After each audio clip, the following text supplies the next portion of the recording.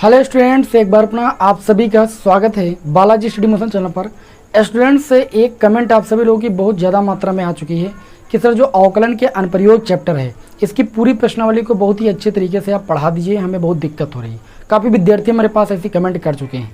तो स्टूडेंट्स आज जो है आप लोगों को ये आपकी एनसीईआरटी बुक है, ठीक है। मैं एनसीईआरटी बुक से आपका चैप्टर नंबर 6 है अवकलज के अनुप्रयोग। इसमें जो राशियों के परिवर्तन की दर नामक टॉपिक है, इससे संबंधित जो प्रश्नावली आपकी 6.1 है, इसके सारे क्वेश्चनों को भी आज हम सॉल्व कराएंगे। सारे नहीं हो पाएंगे, फिर भी 8-10 क्वेश्चन जरूर हो जाएंगे और अगले पार्ट में ये प्रश्नावली खत्म हो जाएगी।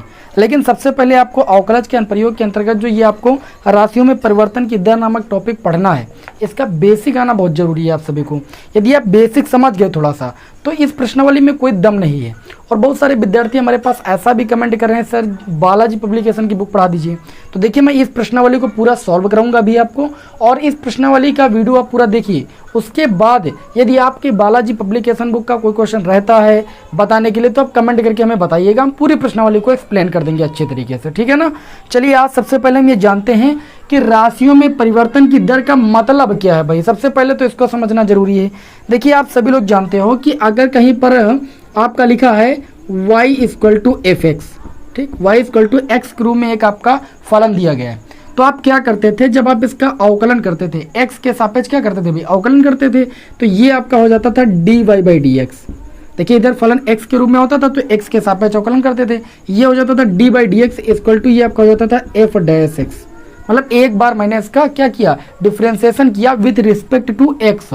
मतलब यहाँ पर दो क्वांटिटी आप देख सकते हो, एक y है और एक है x। y राशि का क्या कर रहे हैं हम, अवकलज ज्ञात कर रहे हैं, किसके सापेक्ष, x के सापेक्ष।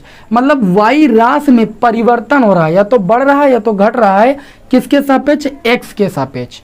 y जो आपकी राशि है, जो क्वांटिटी है, उसमें परिवर्तन किसके सापेक्ष हो रहा है, x के सापेक्ष हो रहा है। इसका मीन्स ये है। जैसे मैं आपको और थोड़ा सा एक्सप्लेन करता हूँ अच्छे तरीके से। जैसे मान लीजिए आप किसी तालाब में क्या करते हो भाई, एक कोई कंकड़ फेंकते हो ऐसे, तो उसमें सबसे पहले कुछ ऐसा विक्षोभ उत्पन्न होता है वृत्त के आकार का।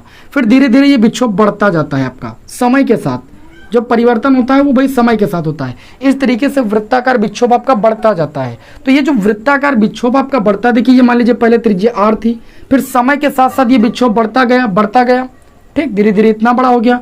तो ये जो विक्षोभ बढ़ा, ठीक, ये विक्षोभ बढ़ा, इसका मतलब जो वृत्त है, वृत्त का क्षेत्रफल जो है वो बढ़ रहा है। क्या हो रहा है, वृत्त के क्षेत्रफल में परिवर्तन हो रहा है।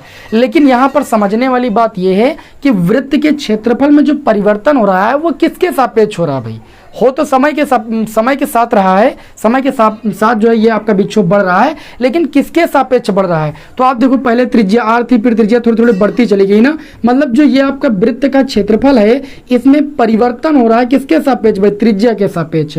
तो वृत्त के क्षेत्रफल में परिवर्तन की दर त्रिज्या के सापेक्ष को क्या लिखेंगे हम, dA/dr लिखेंगे। मतलब क्षेत्रफल में जो परिवर्तन की दर है वो त्रिज्या के सापेक्ष ज्ञात करना है हमें। तो ये आपका हो जाएगा dA/dr। समझ गए कि नहीं समझ गए। किसी भी राशि में किसी के सापेक्ष परिवर्तन निकालना, तो उस राशि का जिसके सापेक्ष निकालना उसके सापेक्ष आप क्या कर दीजिए भाई, अवकलन कर दीजिए, बस, ठीक है। देखिए, मैं भी आप लोगों को यहाँ पर 1-2 क्वेश्चन बताऊंगा, आपको कोई दिक्कत ही नहीं होगी। अभी देखना क्वेश्चन कितने आसान लगेंगे भाई। देखिए भाई, अपनी प्रश्नावली को ओपन कीजिएगा, आप ये देखना कितने आसान क्वेश्चन लगेंगे। मैं कहना क्या चाहता हूँ, एक्सरसाइज आपकी है भाई 6.1। क्या भाई, 6.1। तो 6.1 का पहला क्वेश्चन ध्यान से देखिए भाई।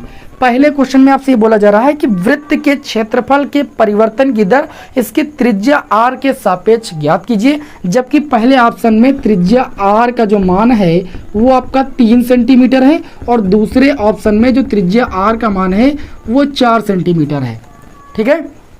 यहाँ पर बोला जा रहा है कि वृत्त के क्षेत्रफल के परिवर्तन की दर ज्ञात करना है, किसके सापेक्ष, त्रिज्या के सापेक्ष।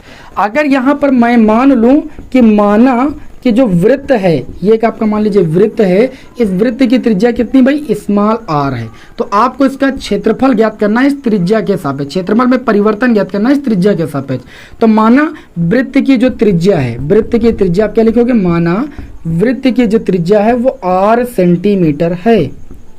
तब आपको पता है कि वृत्त का जो क्षेत्रफल होता है, वृत्त का क्षेत्रफल आपने पढ़ा है फार्मूला, वृत्त का क्षेत्रफल A = आपका होता है भाई πr², होता है कि नहीं होता है।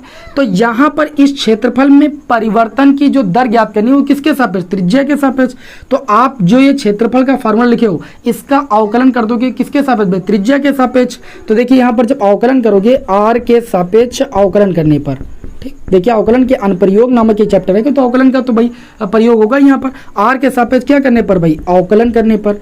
तो जब r के सापेक्ष यहाँ पर अवकलन करोगे आप, ध्यान दीजिए भाई, जब r के सापेक्ष अवकलन करोगे तो एक अवकलन हो जाएगा dA अपान में dr।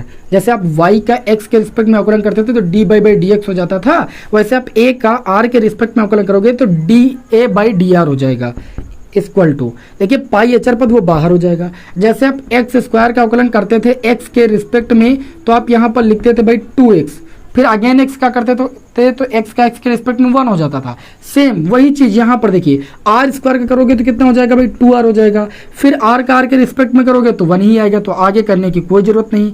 तो यहाँ से आपको मिल गया dA अपान में dr equal to 2 pi r, ये मिल गया।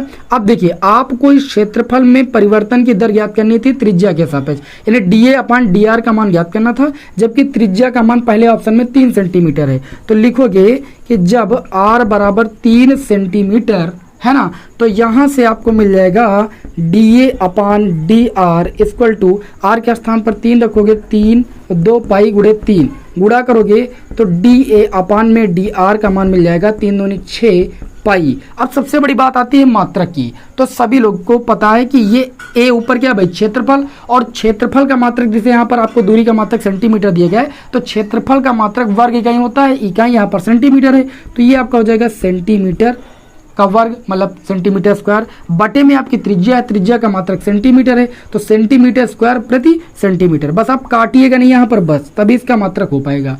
ये पहले ऑप्शन का आंसर हो गया। इसी प्रकार आप लिखोगे जब दूसरे ऑप्शन में r बराबर कितना दिया है 4 सेंटीमीटर, तब जो क्षेत्रफल में त्रिज्या के सापेक्ष परिवर्तन होगा यानी dA अपान में dr का मान होगा वो आपने निकाला है 2 पाई r के स्थान पर 4 रख दोगे तो 4 और 2 का गुणा कितना हो जाएगा भाई 8 पाई हो जाएगा, और क्षेत्रफल का मात्रक भाई सेंटीमीटर स्क्वायर, और नीचे त्रिज्या में परिवर्तन है, त्रिज्या का मात्रक होता है सेंटीमीटर।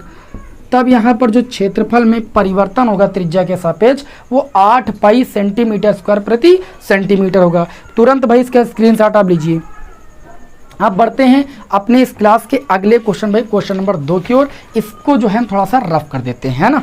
चलिए अब बढ़ते हैं इस क्लास के अगले क्वेश्चन की ओर। आप समझ में आने लगा होगा, आप समझ में भी आएगा। अब ये सवाल आपको इतना आसान लगेंगे कि आप देखना तुरंत कर लोगे, आप चाहे कोई भी प्रकाशन की बुक पढ़ते हो। ठीक, अब देखिए अगला क्वेश्चन लिखा है कि एक घन का आयतन, आप सभी को पता है कि घन की आकृति कुछ ऐसी होती है, मैं बना दूं जरा।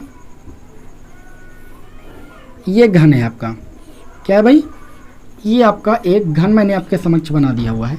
आप देखिएगा ये प्रश्न संख्या 2 में क्या बोला जा रहा है, बोला जा रहा है घन का आयतन 8 सेंटीमीटर क्यूब प्रति सेकंड की दर से बढ़ रहा है, आयतन में परिवर्तन हो रहा है। अगर देखिए अगर ये घन है और घन की जो भुजा है उसको अगर a सेंटीमीटर हम मान लें तो घन का जो आयतन होता है आप लिखोगे कि माना घन की भुजा बराबर कितना a सेंटीमीटर, तब जो घन का आयतन होता है पहले उसको लिखिए आप, क्योंकि आयतन में परिवर्तन की दर दी गई। तो घन का आयतन v इक्वल टू आपका होता है भुजा क्यूब यानी a क्यूब।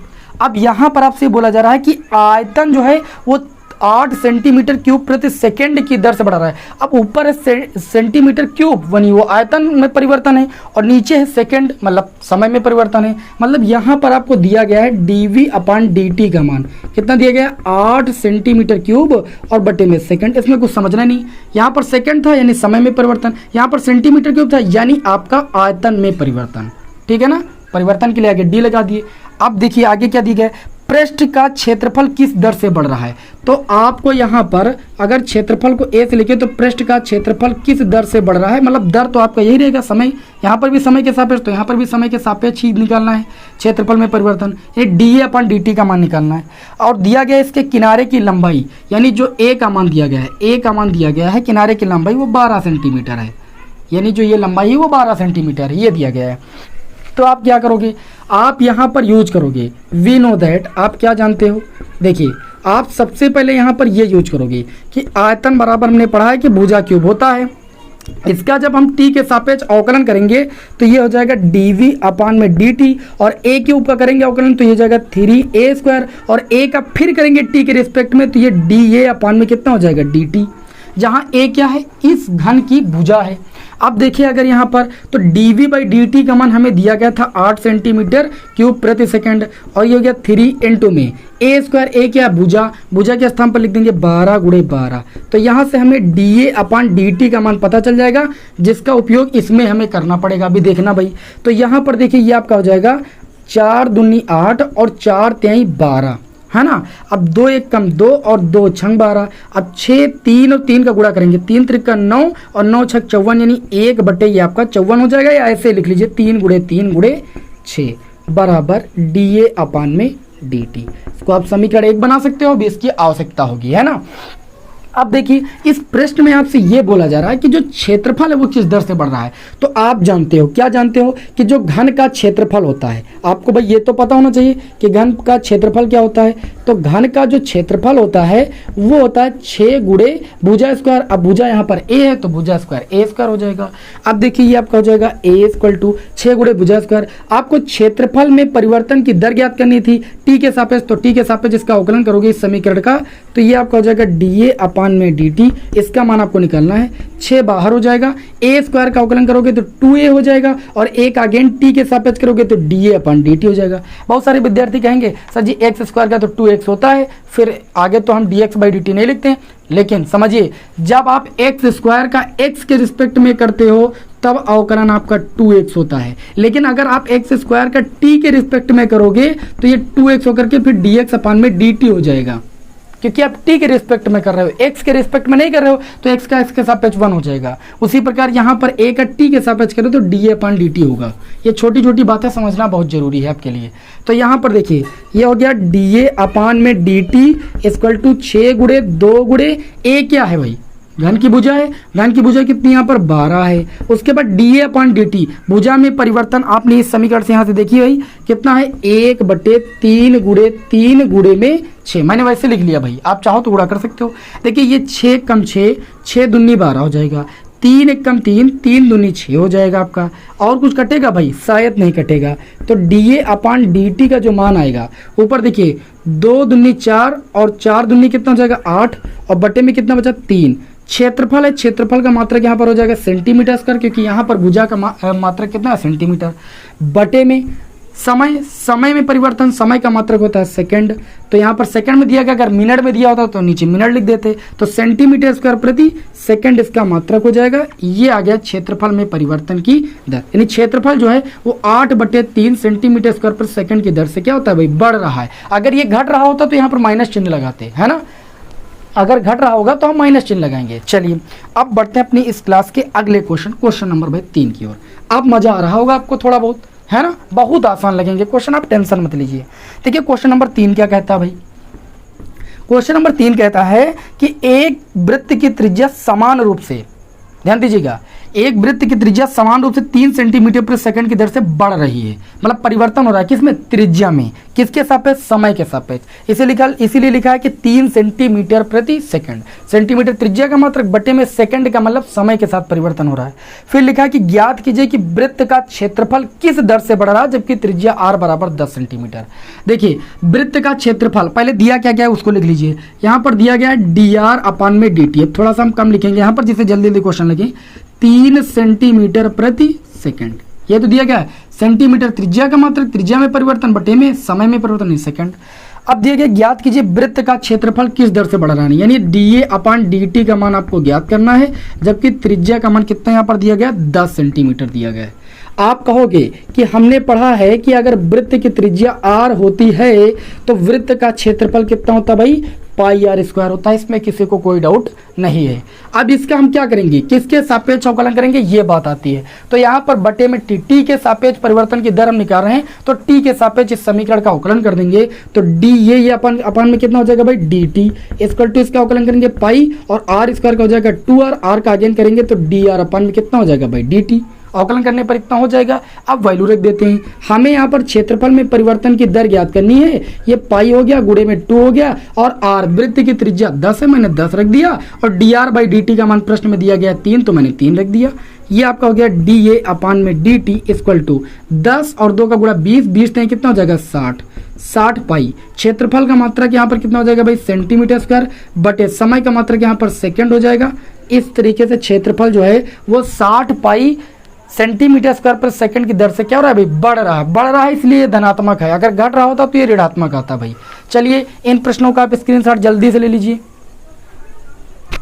आप चलिए बढ़ेंगे हम इस क्लास के अगले क्वेश्चन नंबर भाई 4 की ओर। इसको रफ कर दें, बहुत मजे के साथ में पढ़ाऊंगा। ये प्रश्नावली अगर आपको एकदम हलवा ना लगने लगी तब कहना भाई, इतना आसान तरीका आपने कहीं नहीं पढ़ा होगा भाई, ठीक है ना। चलिए बढ़ते हैं आज की क्लास के क्वेश्चन नंबर भाई 4 की ओर। क्वेश्चन नंबर 4 देखिए क्या बोलता है। क्वेश्चन नंबर 4 ये कहता है कि एक परिवर्तनशील घन का किनारा 3 सेंटीमीटर प्रति सेकंड की दर से बढ़ रहा है। अगर घन के एक किनारे की लंबाई a है, ठीक, तो घन के किनारे की लंबाई में परिवर्तन दिया गया 3 सेंटीमीटर प्रति सेकंड, ठीक। तो माना घन के किनारे की लंबाई कितनी भाई, a सेंटीमीटर है। तब बताया जा रहा है कि जो ये घन का किनारा है इसमें परिवर्तन है किसके सापेक्ष, t के सापेक्ष।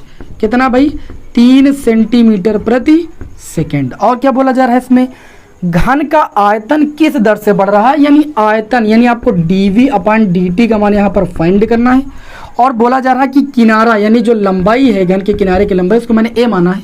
a बराबर यहाँ पर दिया गया 10 सेंटीमीटर, इसको मैंने लिख लिया भाई, ठीक।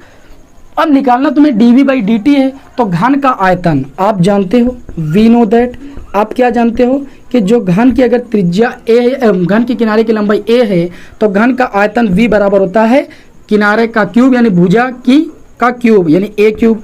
अब इसका हम इस समीकरण का t के रिस्पेक्ट में अवकलन करेंगे तभी हमें जो है dv अपान dt की वैल्यू पता चलेगी। तो यहाँ से dv अपान dt की वैल्यू हो जाएगी 3a स्क्वायर, और a का अगेन करेंगे तो da अपान कितना हो जाएगा भाई, dt हो जाएगा। ये आपका हो गया dv अपान में dt equal to 3 into a square. आप देख लीजिए घन की भुजा a माना, a का मान 10 है, तो 10 गुणे 10 कर देंगे, और da अपान dt आप देख सकते हो यहाँ पर 3 दिया गया तो 3 लिख देंगे। यहाँ पर गुणा कर देंगे भाई, तो dv अपान dt यानी आयतन में परिवर्तन की दर आपको पता चल जाएगी।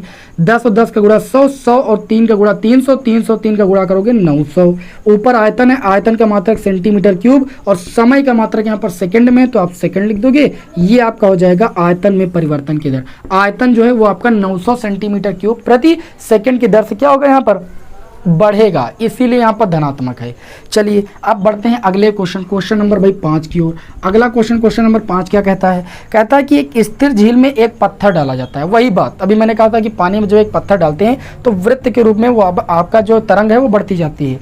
तो यहाँ पर डाला जाता है, तरंगे वृत्तों के रूप में 5 सेंटीमीटर प्रति सेकंड की गति से चलती हैं। जब वृत्ताकार तरंग की त्रिज्या, देखिए भाई वृत्ताकार तरंग की त्रिज्या r बराबर 8 सेंटीमीटर है, तो उस क्षण घिरा हुआ क्षेत्रफल किस दर से बढ़ रहा है, आपको dA अपान dt का मान ज्ञात करना है। आप कहोगे कैसे सर जी पता लगाएंगे, तो देखिए यहाँ पर आपको दिया गया है dr अपान में dt बराबर कितना दिया गया है, 5 सेंटीमीटर प्रति सेकंड, 5 सेंटीमीटर प्रति सेकंड। 5 सेंटीमीटर त्रिज्या का मात्रक होता है, और अपान में सेकंड माने समय के साथ त्रिज्या बढ़ती है तभी क्षेत्रफल बढ़ेगा, तभी तो क्षेत्रफल में परिवर्तन की दर आपको निकालना है यहाँ पर। तो dr बाई dt का मान 5 सेंटीमीटर प्रति सेकंड दिया गया है आपको, और कहा गया कि त्रिज्या अगर 8 सेंटीमीटर है तो उस समय आप क्षेत्रफल में परिवर्तन की दर यानी dA अपान dt का मान ज्ञात कीजिए। तो आप जानते हो कि क्षेत्रफल बराबर वृत्त का कितना होता है, पाई आर स्क्वायर होता है, सभी लोग जानते हो। तो आप इसका अवकलन इस समीकरण का t के सापेक्ष करोगे तो आपको मिल जाएगा dA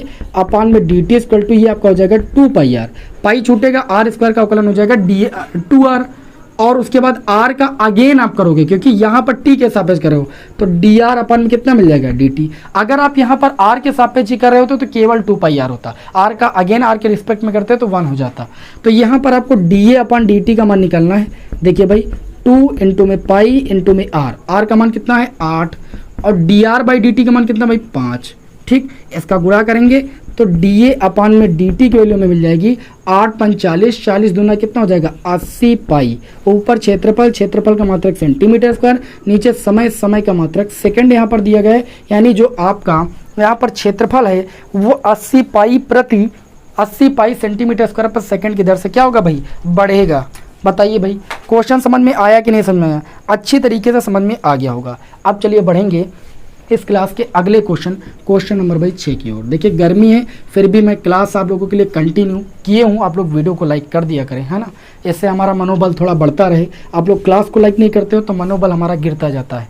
ठीक, अगला क्वेश्चन नंबर 6, एक वृत्त की त्रिज्या 0.7 सेंटीमीटर प्रति सेकंड की दर से बढ़े। वृत्त की त्रिज्या अगर r हो तो dr बाई dt का मान यहाँ पर दिया गया है 0.7 सेंटीमीटर प्रति सेकंड। आगे क्या बात कही जा रही है, इसकी परिधि की वृद्धि दर क्या होगी। अगर परिधि की बात करें तो परिधि को अगर p से लिखे तो वृत्त की परिधि होती है 2 पाई r। तो आप इस परिधि में वृद्धि की दर यानी परिधि में परिवर्तन ज्ञात कीजिए। किसके सापेक्ष, समय के सापेक्ष, क्योंकि जब त्रिज्या में परिवर्तन समय के साथ हो रहा है तो परिधि में भी परिवर्तन समय के साथ होगा।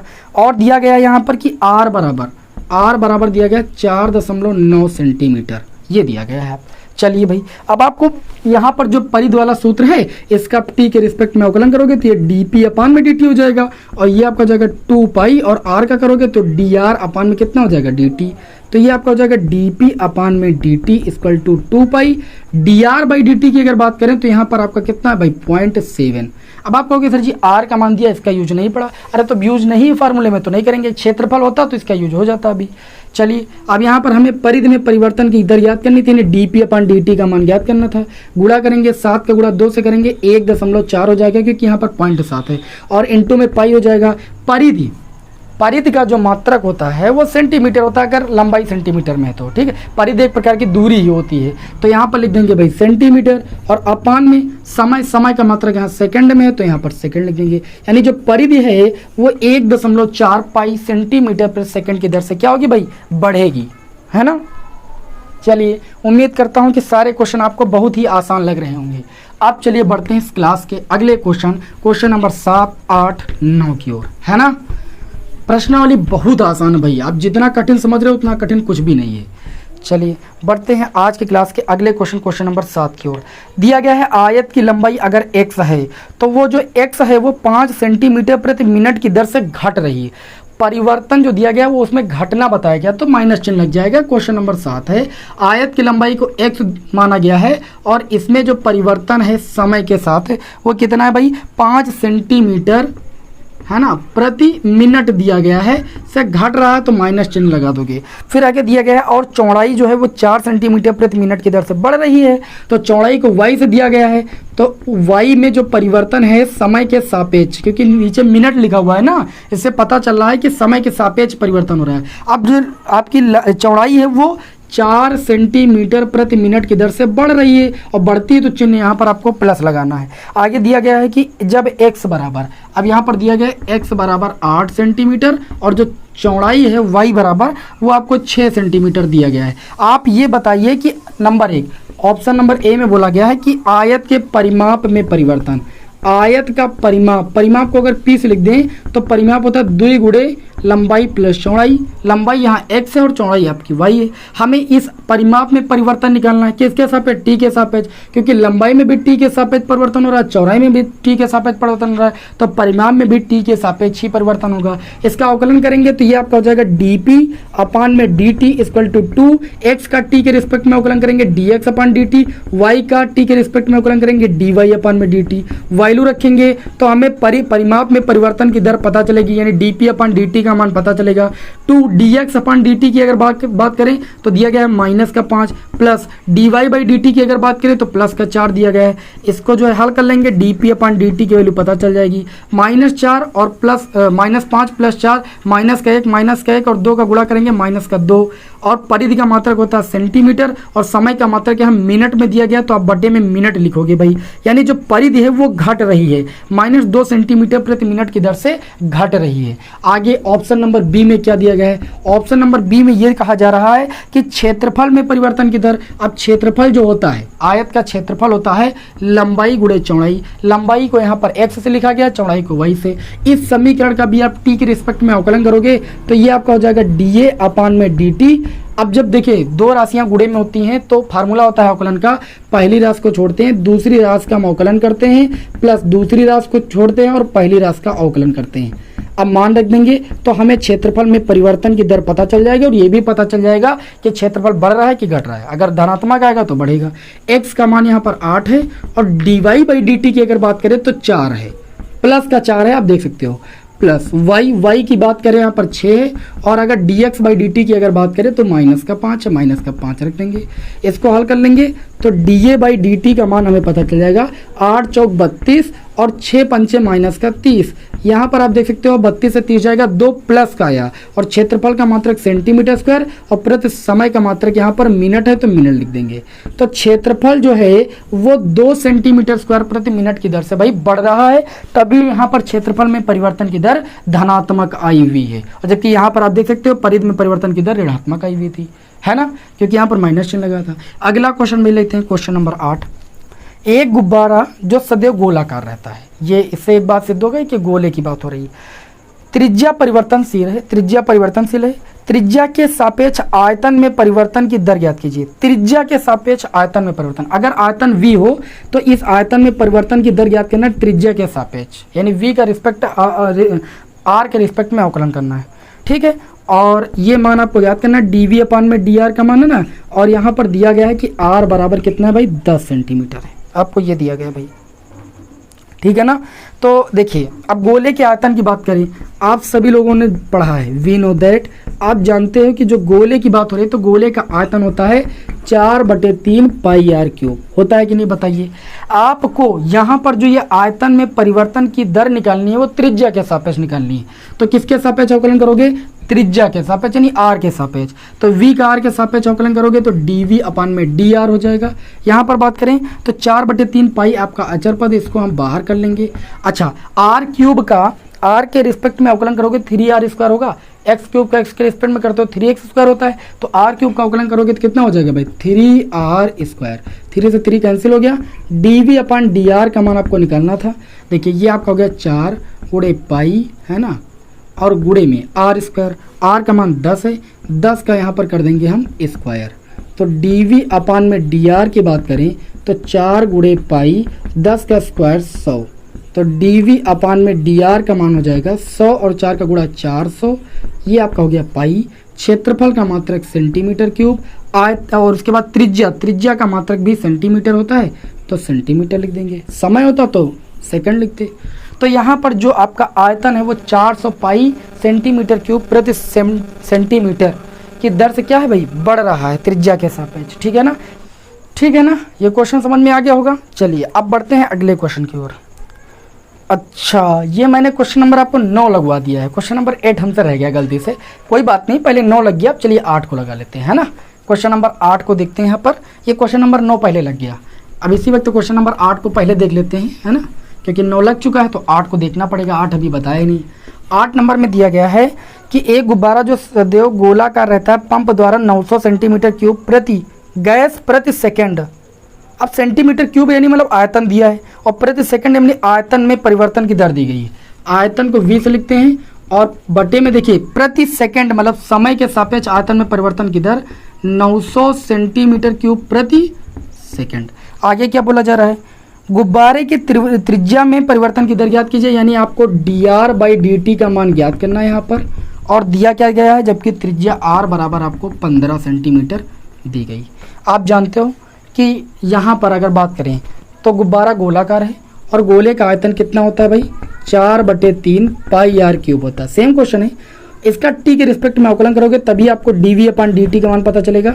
4/3 अचर पद है, 4/3 पाई, r क्यूब का t के रिस्पेक्ट में अवकलन करोगे तो 3r² हो जाएगा, r का अगेन करोगे तो dr/dt हो जाएगा, क्योंकि आप r का t के रिस्पेक्ट में निकाल रहे हो। dv/dt की बात करें तो 900 है आपका, ये हो जाएगा 4/3 पाई और 3 गुणे त्रिज्या r का स्क्वायर। r का मान 15 है तो 15 गुणे 15 कर देंगे और आपको यहाँ पर इस समीकरण से dr/dt का मान ज्ञात करना है। यहाँ पर देखें तो ये 3 से ये 3 कैंसिल होगा, ये 15 एकम 15 और 15 छक्का 90 होता है भाई, ठीक है। फिर 15 एकम 15, 15 चौको 60 हो जाएगा और फिर ये 4 से ये 4 भी कैंसिल हो जाएगा, इधर 1 बचेगा, उधर पाई बचेगा और गुणे में dr/dt बचेगा।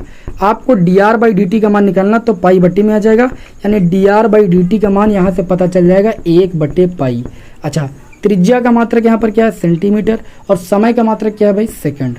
तो यहाँ पर जो त्रिज्या में परिवर्तन की दर है वो 1/पाई सेंटीमीटर प्रति सेकंड की दर, ठीक है ना। ये आपकी हो जाएगी त्रिज्या में परिवर्तन की दर।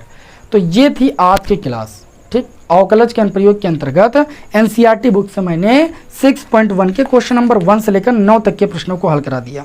अब देखिए 18 क्वेश्चन टोटल हैं, तो अगली क्लास में 9 प्रश्न और आपको सॉल्व करा देंगे, क्योंकि क्लास ज़्यादा बड़ी हो जाएगी तो आपको बोरियत महसूस होगी भाई, ठीक। क्लास कैसी लगी कमेंट बॉक्स में हमें जरूर बताएं। नेक्स्ट क्लास में मिलते हैं आगे के प्रश्नों के साथ। जय हिंद, वंदे मातरम।